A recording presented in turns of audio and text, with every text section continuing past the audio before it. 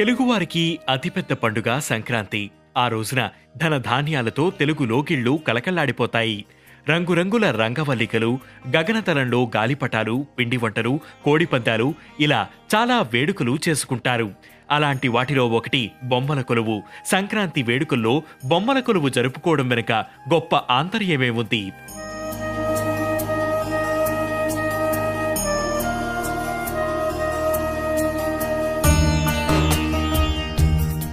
పురాణ ఘట్టాలను గుర్తు తెచ్చేలా బొమ్మలని అక్కడ అమర్చడం జరుగుతుంది. తద్వారా ఆ పురాణ విశేషాలు మన తర్వాతి తరం వారికి తెలియజేయాలనే సంకల్పం నుంచి పుట్టుకొచ్చిన తంతు బొమ్మల కొలువు.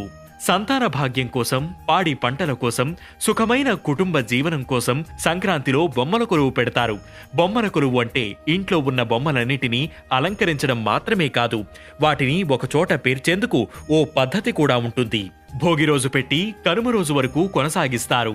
సాధారణంగా బొమ్మలను 3, 5, 9 వరుసల్లో పేరుస్తారు. మొదటి మెట్టు మీద చిన్న చిన్న ఇళ్ల బొమ్మలు, గుడులు, గోపురాలు, పొలాలు, చెట్లు, పూలతీగలు, ప్రకృతితో నిండిన బొమ్మలు పేర్చాలి.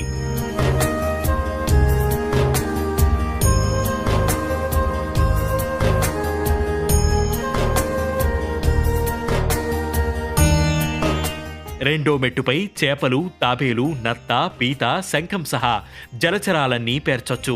3, 4 మెట్లపై క్రిమి కీటకాలు, భ్రమరాలకు సంబంధించిన బొమ్మలు, 5వ మెట్టుపై జంతువులు, పక్షులు సంబంధించిన బొమ్మలు పెట్టాలి. 6వ మెట్టుపై మానవ రూపాలకు సంబంధించిన బొమ్మలు, 7వ మెట్టుపై మహనీయుల బొమ్మలు పెట్టాలి.